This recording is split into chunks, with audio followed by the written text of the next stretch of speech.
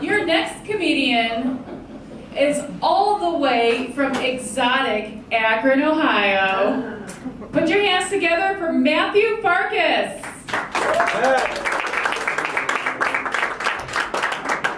Hi, everybody. Welcome to the Kennedy Theater. If anyone's interested in knowing where the bathrooms are, they are back and to the left. Back and to the left. It's actually, if you go upstairs to use the restrooms, they'll be like, the restrooms for the Kennedy, back and to the left. And I'm like, that's probably how it got its name. It's just an abandoned storage closet. And they're like, what do we name this? The Roosevelt Theater? Go with the Coolidge Theater? Where's the restroom real quick? Back to the left. Kennedy. I'm gonna go with Kennedy. Just one dude like, no, it's not right. So I noticed the no smoking on campus signs for CSU. Anybody here go to CSU? Went to CSU? Are aware that Cleveland has a state university? There's no smoking at CSU. There's no smoking on Akron's campus either, which drives me crazy. I have to like walk around to like get a smoke. I have to like leave campus and like pace. So I'll get these like Dixie cups of coffee from an office and walk so I can have my coffee and cigarette. And recently, I was standing at an intersection without my cigarette because I'd smoked it. I just made it onto campus. I was waiting at the traffic light, and this young college girl put 38 cents in my empty coffee can and just said, "You look like you need this." And I was wearing this, and I was like, "Oh my God." Because if you look homeless in Akron, that is sad. Like, that girl is one building inspection away of her dormitory from being sent to the curb. You know what I mean? Like, it's not a good place for that. So I felt bad. Not bad enough to change, but bad, you know. I did recently, I was asked by a homeless man for money. I didn't have any money, because look at me.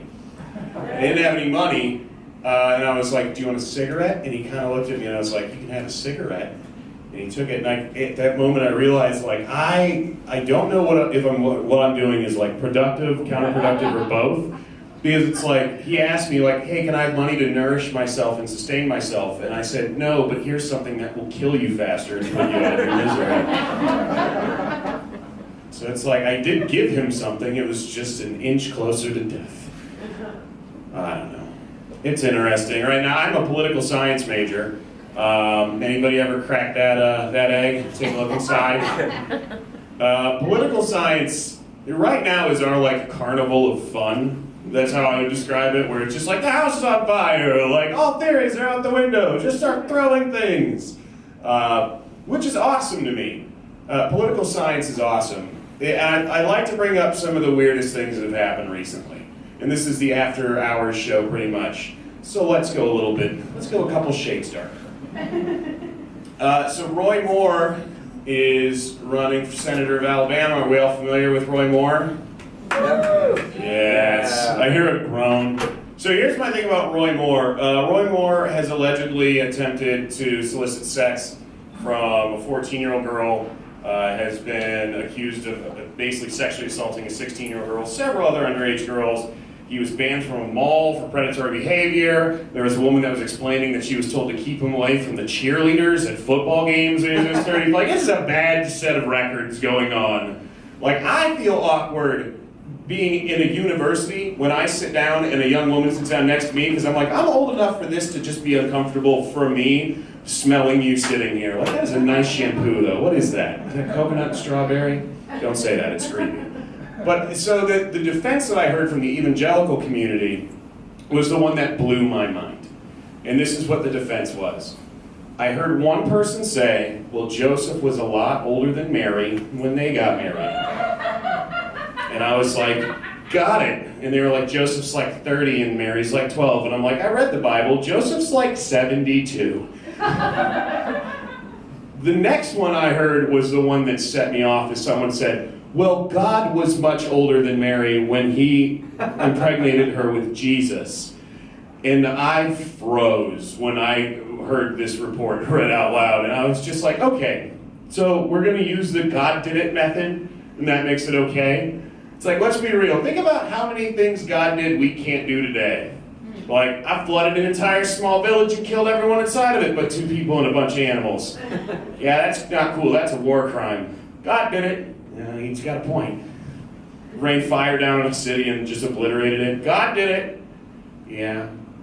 It also kind of makes like the Immaculate Conception story a little different to me. Like, I always imagined it, because I was raised Catholic, as like Mary's laying in bed and an angel walks in and goes like, "Hey, Mary," and she's like, "Who are you?" And he's like, "I'm just, an angel. God's been watching." And she goes, "Ew." And he goes, not always. He's been paying attention is what I mean to say, and he thinks you're special, so you're going to wake up with a baby. And she's like, "Okay." And he's like, "And it's going to be God's baby." Boop. And then he leaves and she goes to sleep. She wakes up. She's pregnant with Jesus.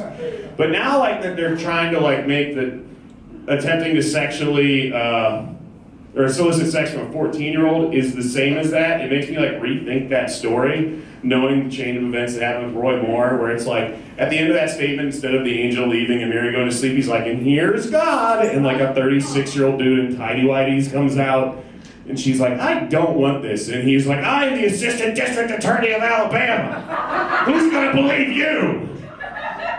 And that's how we got Jesus.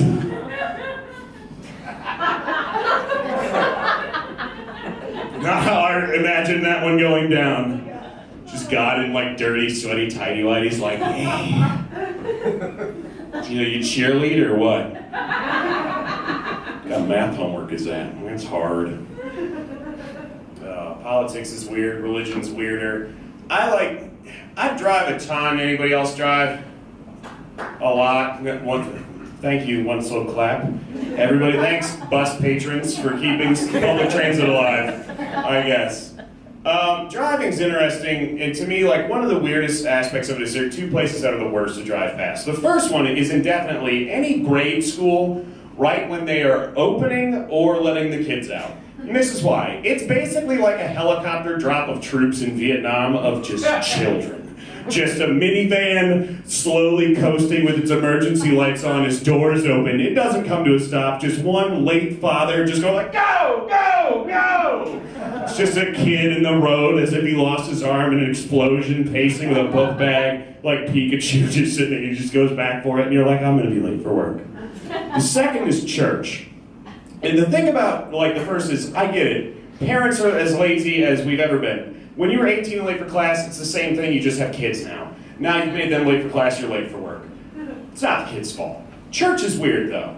Because so many times that I've been driving past a church right when it's about to start and seen an entirely well-dressed family just running through the street as I hit the brakes, like, "Oh, crap." And the guy just looks at me angry, and it's like, "Oh my gosh, like, what are you gonna be late for Christ? Are they gonna give all of them out?" And it's like, let's be real, dude. If you really believe in God, you shouldn't have to rush. He knew you were gonna be late 2,000 years ago. And then he gives me the finger, and I'm like, "What a good Christian you are." And he shouts, "I'm the district attorney." District DA of Alabama. That's my time, everybody. Thanks for having me.